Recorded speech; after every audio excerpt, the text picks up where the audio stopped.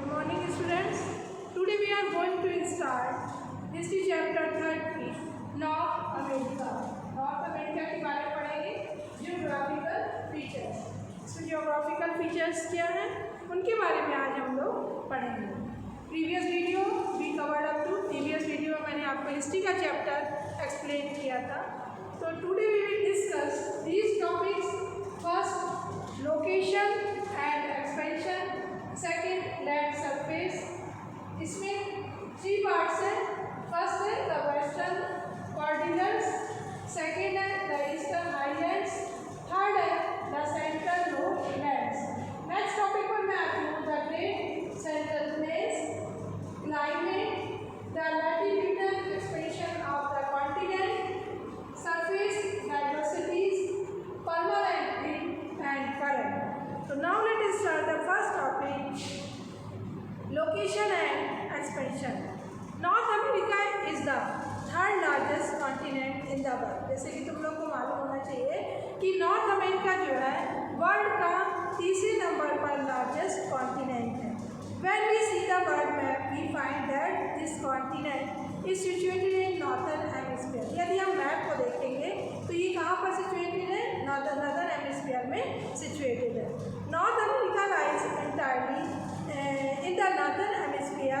It lies between 10 degree north and 80 degree north latitudes and 20 degree west and 170 degree longitudes. It is 7200 kilometers long from north to south and 6400 kilometers wide from east to west approximately. Its total area is 2,49 lakhs square kilometer. The continent looks like a triangle. ये जो continent है ये किसकी तरह दिखाई देता है? Triangle की तरह दिखाई देता है.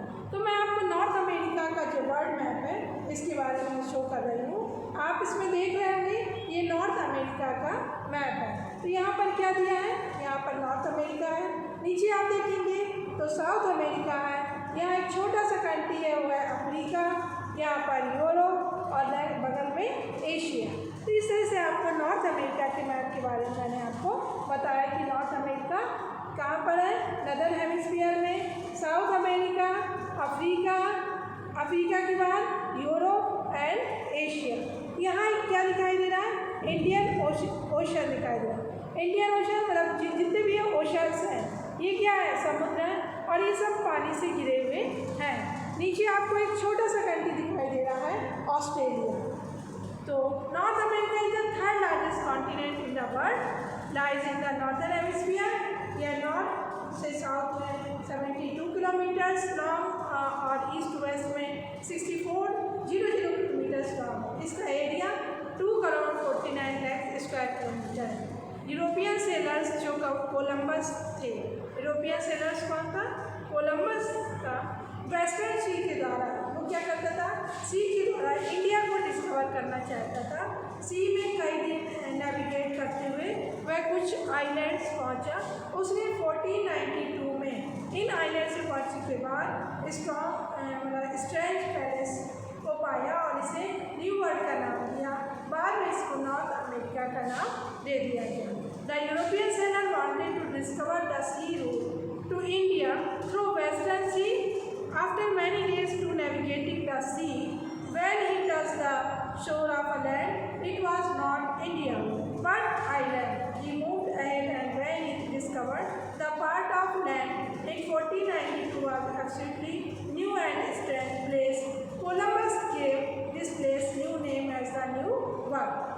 नेक्स्ट पॉइंट पर आती हूँ लैंड सरफेस. इसके मैं कुछ कॉमन पॉइंट बता रही हूँ. विच आर द, जैसे कि क्वेश्चन क्या आ सकता है, which are the 2 big nations of the north America? Right the name of the capital of Canada and Mexico. Which are the 3 main islands of western blue of island? Which country is located at the south end of the continent? ये इसके question हैं. Land surface. Now let us start the next topic, land surface. मतलब जो ज़मीन की surface के बारे में बताया गया कि नॉर्थ अमेरिका का जो लैंड सरफेस है वो कैसा है.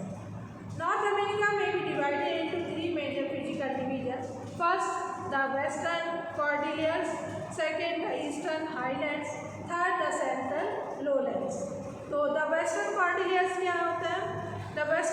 as the western part of the continent is a vast mountains region known as the Western Cordilleras in North America, which is spread from Alaska in north to Mexico in south.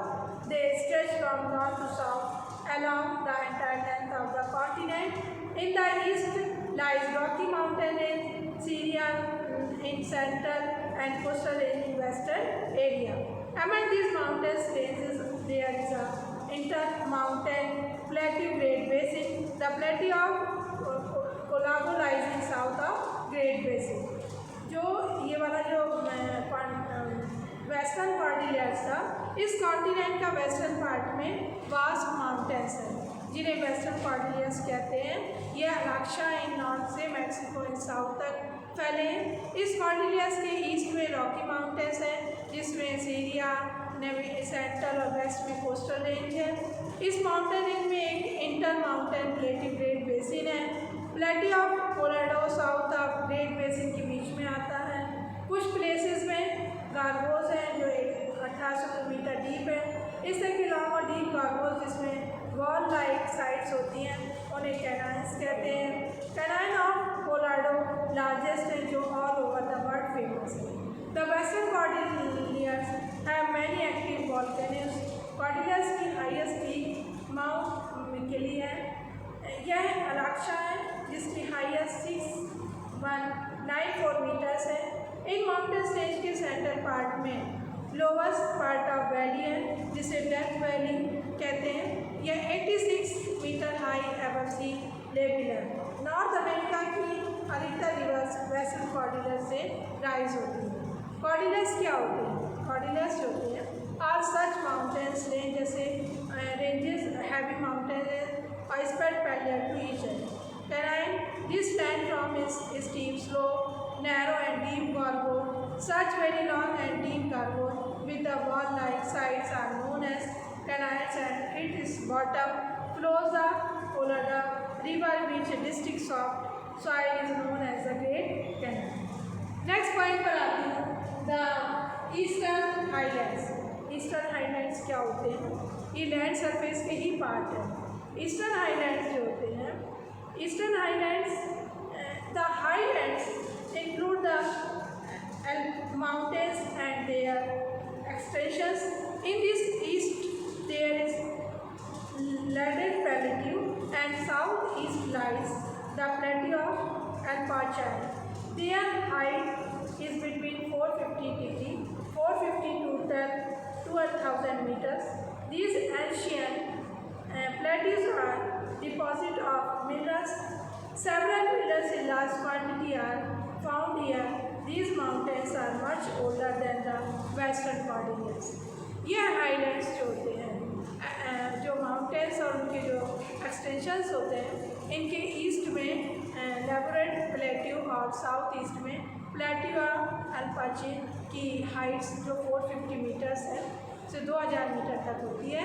ये ancient plateau में minerals के deposit and ये mountains western cordillera से अधिक old है। Next है the great central plains. The great central plains क्या होते हैं? द ग्रेट सेंट्रल प्लेन्स जो होते हैं, the great central plains lies between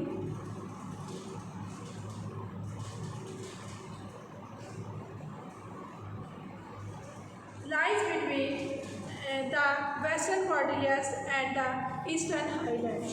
Their shape is like big triangle. The northern part of the Great Plains is occupied by the Canadian Shield and the basin of the river, while the central and southern part is vast, low and flat river basin of the Mississippi. This river basin has fertile soils. This triangle-like plain is called Prairie Plain. Western cordilleras और eastern highlands के बीच में great central planes हैं। इसका shape एक triangle की तरह होता है। इन ग्रेट प्लेन्स का नदर part cardinal sheet of occupy किया है, जहाँ रिवर का एक बेसिन है। सेंट्रल और साउथर्न पार्ट में वास्ट फ्लो में flat river basin of Mississippi है। इस रिवर लैंड में फर्टिलाइज सॉइल है। इस ट्रायंगल लाइक प्लेन में पेरिस्पॉम प्लेन भी कहते हैं। कैनेडियन शील्ड वर्ल्ड का ओल्डेस्ट प्लेन है।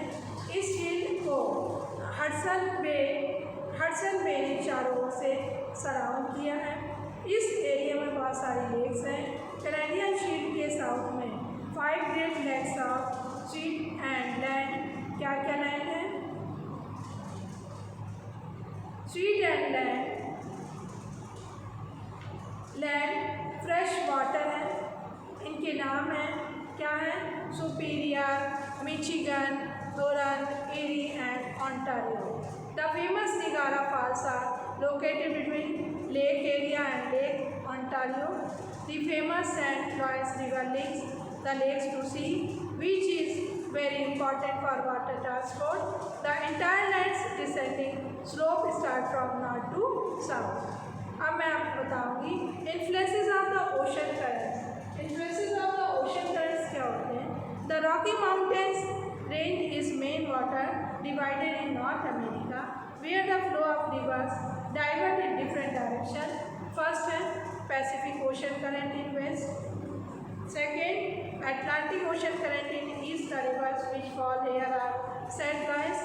Third है Arctic current in north, the rivers which fall into Arctic Ocean are done. तो the climate क्या होता है? What is the climate? The great center is climate. Climate के बारे में मैं बताऊँगी कि climate क्या होता है। Climate, there are 4 factors which affect the climate of North America. 4 factors होते हैं जो हमारे नॉर्थ अमेरिका को अफेक्ट करते हैं। फर्स्ट है the latitudinal expansion of the continent, second है सरफेस डाइवर्सिटीज, थर्ड है परमानेंट विंड एंड फोर्थ है करंट्स। तो the latitudinal expansion of the continent, north America extend from the tropics in south to the subtropical in the center and south to the Arctic in the north.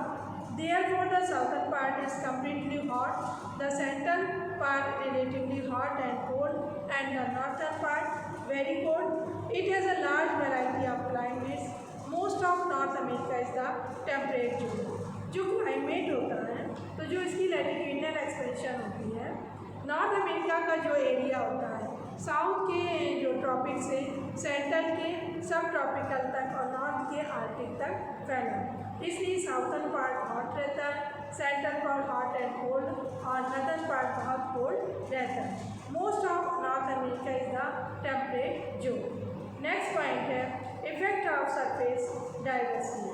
In the west cordillera holds the western winds and brings excess rain while the east slope gets very less rain due to the rain shadow area. That is why the plains of Paria receive very less rain but has moved from the plains of areas of coast. Southeast plateaus and mountains the rains increase gradually. North America में waste कॉर्डिलियर in western winds के कारण बहुत rain होती है, east में rain shadow area के कारण बहुत कम रेन होती है और नॉर्थ में कॉन्टिन्यूअल रेन्स स्नोफॉल के फॉर्म से होती है। थर्ड है effect of permanent winds. Permanent winds क्या होती हैं? In the west cordillera and highlands in the east both extending from north to south have very vast plain. The polar winds from north in winter and the hot summer winds from south affect the vast plains, therefore it is cold in winter and hot in the summer. The southern and southeastern coast of the continent fall in the region of the trade winds are the northwestern coast falls in the region of the western lights. These parts therefore receives heavy rains because the atmospheric pressure moves towards the south in winter. The west lights start blowing over western California. This brings winter rains of California. The monsoon winds affect the maximum region. West Cordillera और highlands in the east दोनों north से south तक फैले हैं, इनकी विशाल plains हैं। Polar winds from north in winter और hot summer winds from south दोनों vast plain में affect करती हैं। Southern और southeastern coast of the continent fall in the region of trade winds. Northwestern coast falls in the region of westerlies in parts of heavy rains. Atmospheric pressure winter में south की ओर move करता है, इसलिए western California में blow करता है। इसमें कैलिफोर्निया में विंटर रेन्स होती है। मानसून विंड्स मैक्सिमम रीजन को अफेक्ट करती है, इसलिए यहाँ पर समर में रेन्स होती है। ट्रेड विंड्स के कारण गल्फ ऑफ मैक्सिको और साउथ ईस्टर्न कोस्टल एरिया पूरे साल तक रेन्स रहती है। Now let us start the next point, effect of currents. Effect of the currents क्या होती है? इफेक्ट ऑफ द करेंट्स होती है, effect of the currents coastal area में हॉट और कोल्ड करेंट्स क्लाइमेट को मोस्टली अफेक्ट करती है। Mostly affect cold currents north eastern parts और California current south western part से पास होती है। इन रीजन्स की क्लाइमेट को बहुत कोल्ड कर देती है एंड न्यू फाउंडलैंड के पास कोल्ड और हॉट करेंट्स मिलती है, इसलिए यह एरिया डेंस फॉग रहता है और नेविगेशन फॉग डिफरेंट हो जाता है। इस एरिया में टेम्परेचर में चेंजेस आते हैं। क्या आते हैं? टेम्परेचर में चेंजेस आते हैं। इस तरह से मैंने आपको क्लाइमेट के बारे में बताया। And distribution of rainfall. Distribution of rainfalls क्या होते हैं? Distribution of rainfalls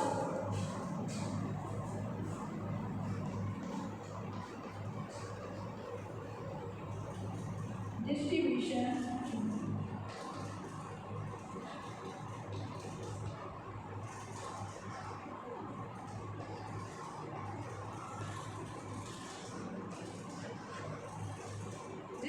of rainfall. Next point है distribution of rainfall.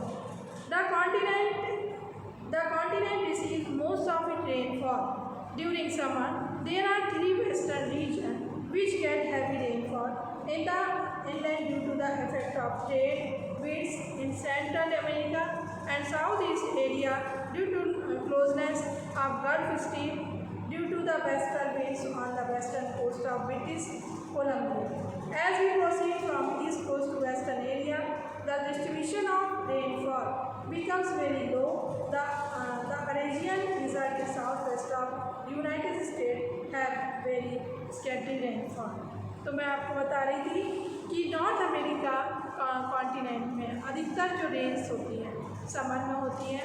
Western region की 3 एरिया हैवी रेनफॉल्स होती हैं in the island due to effect of trade winds in central America and south east areas due to closeness of gulf stream due to westerly winds of western coast of British Columbia. जैसे जैसे हम east से waste की ओर area की ओर बढ़ते हैं, rains क्या होती हैं?